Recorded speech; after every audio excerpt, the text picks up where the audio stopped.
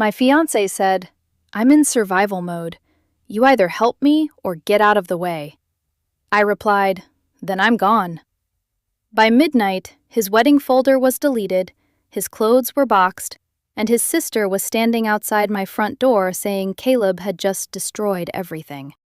My name is Millie Keach. I'm 34 years old, and until last spring, I honestly believed I was about to marry the safest person in my life.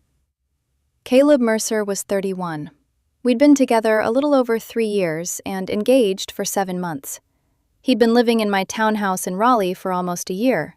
Mortgage in my name, utilities in my name, most of the furniture mine because I bought the place long before I met him. At first, Caleb was effortless to love. He worked in event marketing and had this polished, magnetic energy that made people trust him instantly. He remembered tiny details about people, complimented strangers naturally, made every room feel lighter when he walked into it. I was quieter. I work as a logistics coordinator for a medical supply company, so my brain runs on structure, schedules, and clear expectations. Caleb brought warmth into my routine. I brought stability into his chaos. For a while, it worked beautifully. Then January happened. His company lost a major account, and suddenly every disagreement in our relationship started revolving around one phrase: survival mode. At first, I understood. His commissions dropped hard. His boss started micromanaging him constantly. Some nights he came home looking exhausted enough to collapse face first onto the couch without even taking his shoes off. So I stepped up quietly.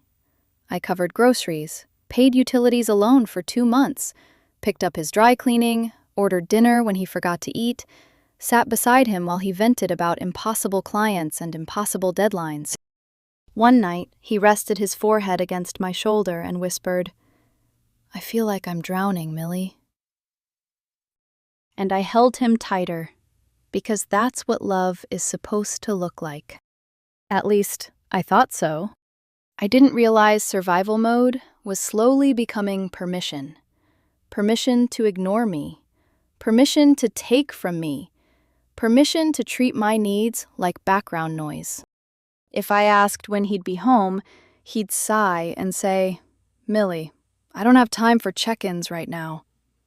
If I asked him not to leave half-empty coffee cups and receipts all over the bathroom counter, suddenly I was insensitive for caring about clutter while he was trying to survive. And if I brought up my own stress, conversation over. The moment that changed everything happened in March. My father had a heart procedure scheduled in Charlotte. It wasn't technically dangerous, but it was serious enough to scare me. I remember standing in the kitchen holding a mug of cold tea while Caleb answered work emails beside me. "I'm worried about Dad," I said quietly. He didn't even look up immediately. Then finally he sighed and rubbed his forehead. "Millie, I honestly can't carry your emotions too right now. I'm barely holding myself together." Something inside me went completely still after that. Not shattered, not dramatic, just quieter. After that, I stopped asking for comfort, stopped bringing up worries, stopped expecting partnership. Meanwhile, Caleb still expected full access to everything I offered: my home, my weekends, my car when his was in the shop, my credit card for vendor lunches he promised he'd pay back later. Survival mode only worked one direction. The end came on a Thursday night in April. Dad's follow-up appointment got moved up, and my mom asked if I could drive down Saturday because she didn't want to make the trip alone. I said yes immediately. That evening, Caleb came home irritated before he even stepped fully inside. He dropped his bag onto the entry bench, hard enough to shake the picture frames on the wall. His boss had thrown together a last-minute charity brunch for Sunday, and suddenly he needed Saturday for prep. Centerpieces, vendor lists, seating charts, inventory bins. Then he looked at me and asked, "You're still helping me, right?" I already knew this was about to become a fight. I can't, I said carefully. I'm taking my parents to Charlotte. He stared at me, then laughed once.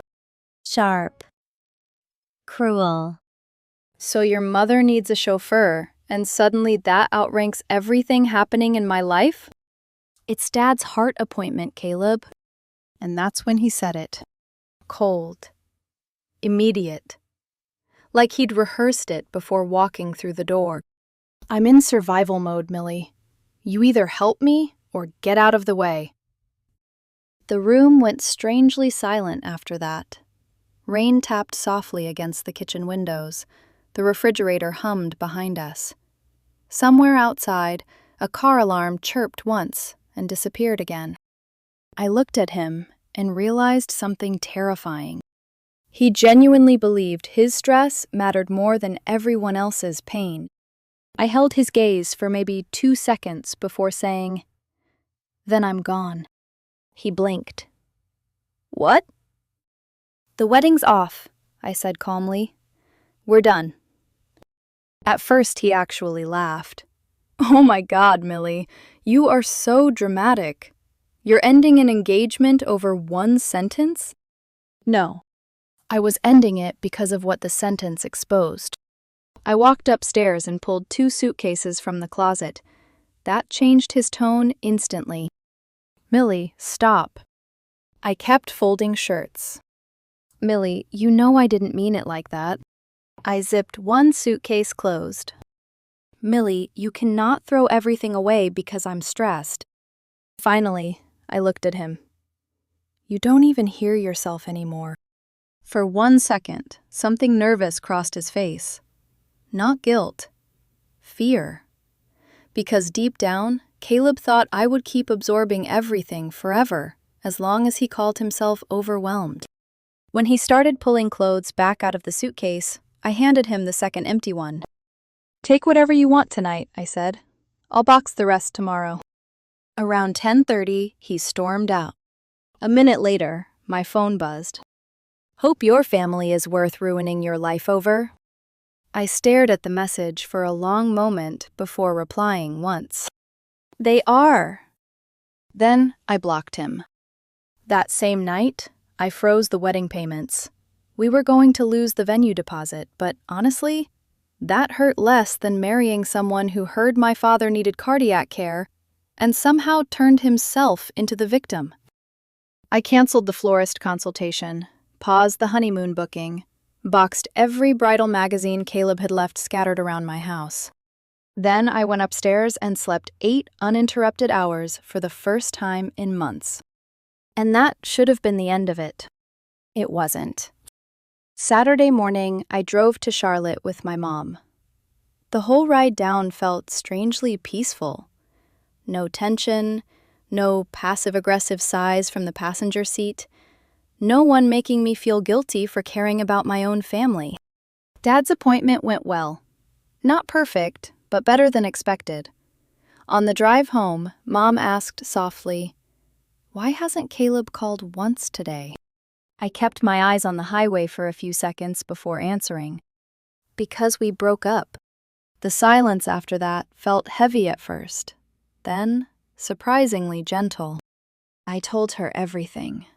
The survival mode speeches, the emotional shutdowns, the ultimatum, the way every crisis somehow became more important than my feelings. Mom listened quietly the entire time. Then she looked out the window and said something that completely changed how I saw the breakup. "Thank God he showed you before the wedding." Not heartbreak. Escape. That sentence stayed with me all week. Sunday night, Caleb's sister Lauren started pounding on my front door, hard enough to set my dog barking upstairs. I checked the camera first before opening the inner door with the storm door still locked. Lauren came in furious. "Caleb made one bad comment and you blew up an entire engagement?" I folded my arms calmly. He told me to either help him or get out of the way. So I did. He's under insane pressure right now. My father was on an EKG table. That shut her up for about 2 seconds. Then came the guilt play. Caleb hasn't stopped crying. He says you blocked him, like he meant nothing. I almost laughed at that. No, I said quietly. I blocked him after he made it clear what I meant to him. Lauren rolled her eyes dramatically. Can he at least come get the rest of his stuff? Tuesday evening, while I'm home. She muttered something under her breath before leaving. Tuesday came. Caleb showed up with Lauren around 7. The second I opened the door, I noticed how carefully put together he looked. Dark jacket, styled hair, that exhausted, wounded expression perfected like he'd practiced it in the mirror. No apology. Not even close. Just cold silence while he packed. At one point, he grabbed our framed engagement photo off the bookshelf and looked at me. I hope this makes you feel powerful. I stared at him for a second before answering. No, it makes me feel finished. Something flickered across his face then. Anger, maybe. Or panic. But he swallowed it immediately and walked out carrying the last bag. I honestly thought that was the end. It wasn't. 4 days later, the flying monkeys started. First, it was his friend Shelby texting me from an unknown number about closure and compassion. I replied once. He got closure when he told me my father's medical situation was inconvenient. Then I blocked the number.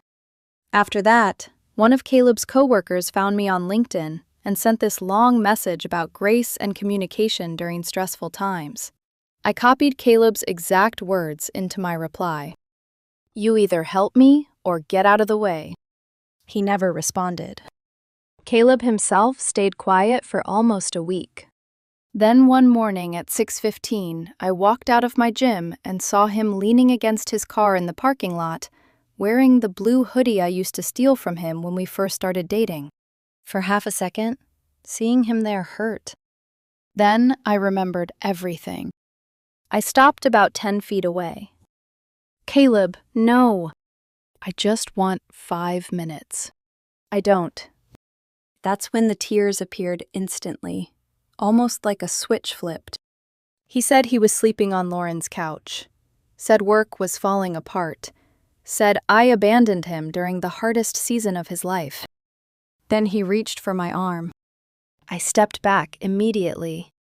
And just like that, the softness vanished from his face. You are really doing all this over one sentence?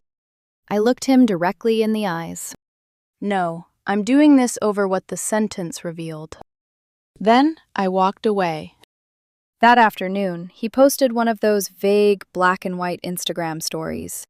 Crazy how people leave when you're drowning. 3 mutual friends messaged me after that. I ignored 2. The third asked carefully if I had really thrown Caleb out in the middle of the night with nowhere safe to go. So I sent a screenshot showing Lauren picking him up the night he left. The friend apologized immediately. A week later, I came home from work and found a grocery bag hanging from my front door. Inside was my old concert t-shirt Caleb used to sleep in, the spare garage remote I forgot he still had, and a folded thank you card from our engagement party. On the inside, he'd written, I was surviving. You were supposed to understand. That was it. No apology. Just blame written in cursive. I kept the note anyway.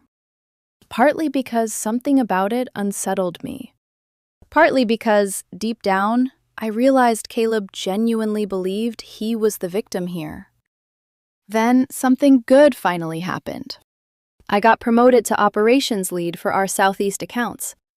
Better title, better money, bigger future. The first thing I bought with part of the raise was new patio furniture, using money that would have gone toward the wedding. And of course, Caleb noticed. The Saturday after my promotion, Lauren called me from a number I didn't recognize. I need to tell you something before Caleb does something stupid. That immediately put me on edge. Apparently, Caleb had been telling people I emotionally abandoned him during a mental health crisis. Every week, the story got bigger. Now he was saying I threw him out with nowhere to go after he opened up about anxiety and burnout. There was never a diagnosis, Lauren admitted quietly. No therapist, nothing. Then why are you telling me this now? Long pause. Because he told our mother you refused to help after a medical diagnosis, and she asked for proof. He didn't have any. 2 hours later, Caleb's mother called me herself. She sounded exhausted. "Millie," she said softly, "did Caleb really tell you to get out of the way over your father's appointment?" "Yes." Then I forwarded her the text Caleb sent me the night he left, complaining that I had chosen my dramatic family over his event prep. The line went quiet while she read it. Finally, she exhaled shakily. "I'm sorry." An hour later, my phone exploded. Blocked numbers. Unknown numbers. Even a call from a vendor line connected to Caleb's office. One voicemail said, "You turned my own mother against me." I saved every single message. Because at that point, something inside me had started changing. This no longer felt like heartbreak. It felt like evidence. 2 weeks later, things got uglier. By then, I had started seeing someone casually. His name was Adrian Cole. I met him through a Saturday morning run club downtown. He was 29, worked in pediatric occupational therapy, and being around him felt easy. That was the first thing that scared me. No emotional landmines, no guilt, no carefully managing someone else's moods before speaking. Just ease. I hadn't posted Adrian anywhere, hadn't introduced him around, but Raleigh is basically a giant group chat with highways, so eventually, Caleb found out. First came the flowers. A white arrangement showed up at my office with a small envelope tucked between the roses. For the woman who was supposed to be my safe place. No signature. Didn't need one. I photographed everything and told reception not to accept personal deliveries for me again. That night, Caleb emailed my work address. Subject line, "You move on fast." Body, "Hope he enjoys the version of you I built." I stared at the screen for a full minute before replying once. "Do not contact me at work again." The next morning, security called upstairs saying a man in the lobby was refusing to leave without speaking to me. I already knew. "I'm not going downstairs," I told them calmly. "He's my ex-fiancé, not my current fiancé. Please escort him out." While security walked him toward the doors, Caleb suddenly started crying, loudly enough for half the lobby to hear. "She's punishing me for having a hard season. I just want closure." People turned to stare. Security still removed him. That afternoon, HR asked if I wanted help documenting unwanted contact. That was the moment everything shifted in my mind. This stopped feeling like relationship drama. It started feeling like a case file. So I made one. Screenshots, voicemails, ring camera clips, the flower card, the work email, the gym encounter. Every block number voicemail, every timestamp. My friend Dana from compliance helped me organize everything into a folder so painfully boring it looked built for court. 3 nights later, Caleb crossed the line completely. Adrian and I were having dinner at a small Italian restaurant in North Hills. Nothing fancy, just wine, pasta, soft music, and one of the first genuinely peaceful nights I'd had in months. Halfway through dinner, Adrian glanced toward the entrance. "I think someone's staring at us." I turned, and there was Caleb. He was wearing the cream sweater I bought him during our Asheville trip. The one he used to claim was lucky. He walked directly toward our table, like he belonged there. Adrian sat back calmly, but I could already feel tension building under the table. Caleb stopped beside us and looked at Adrian first. So this is what surviving looks like for you now? Caleb, I said evenly. Leave. He ignored me completely. Instead, he looked at Adrian and smiled this awful little smile. Did she tell you she abandons people when they're struggling? Adrian stayed surprisingly calm. I think you need to go. That's when Caleb grabbed my water glass and dumped it directly into Adrian's lap. Everything after that happened fast. I stood up immediately. Adrian shoved his chair back. A server yelled for the manager. Caleb started crying the second nearby tables looked over. I just wanted to talk. The performance was instant. Perfect. Except this time, there were witnesses. The manager called police. I showed officers the emails, voicemails, office incident, and screenshots. Adrian gave his statement. The restaurant had security footage. Caleb was issued a criminal trespass warning and ordered not to contact me again. Before leaving, one officer looked through the evidence folder on my phone and said something that made my stomach drop. Ma'am, you need to file for a protective order first thing Monday morning. So I did. Monday morning, I took a half day from work, drove downtown, and filed for a 1-year no-contact order. That night, another voicemail came through from a brand new number. His exact words were, I was drowning, and you left me to die. I saved that too. Because no, I didn't leave him to die. I left him to face consequences without me cushioning them anymore.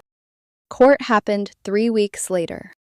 Caleb arrived wearing a beige sweater and soft expression like he was auditioning for the role of misunderstood man. Hair neatly styled, voice quieter than normal, controlled. His attorney tried the obvious angle immediately. Stress. Miscommunication. A painful breakup where emotions escalated.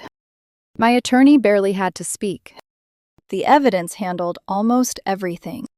The judge read the workplace email, heard the voicemails, reviewed the restaurant report, watched the gym parking lot footage where Caleb blocked my path with his car trying to force a conversation. Then she leaned back slightly and asked the question that ended the entire case. If Ms. Keach was so unsafe and uncaring, why did you continue pursuing contact after she repeatedly ended the relationship? Silence. Then tears. Caleb said he was trying to fix things, said he spiraled after I pulled away, said I had been his emotional anchor during the hardest period of his life. The judge listened quietly. Then she said something I don't think I'll ever forget.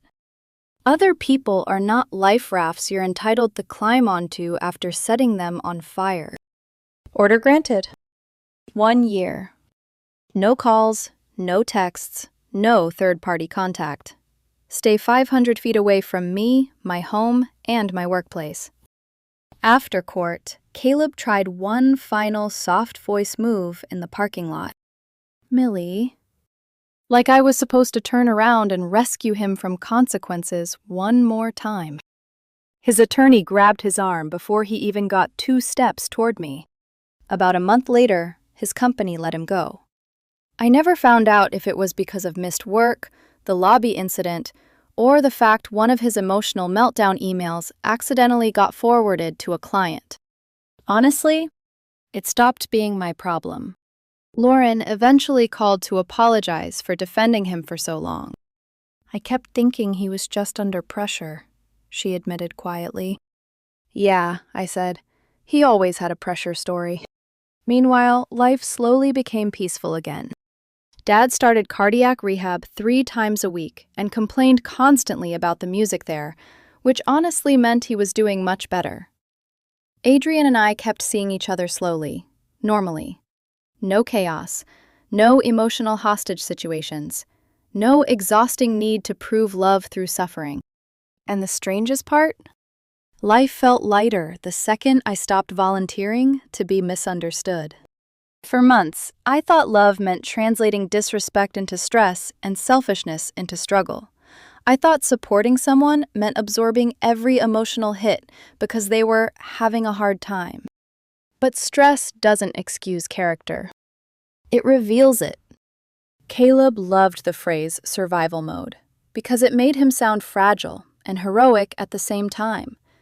Like every cruel thing he did should automatically be forgiven because he was struggling.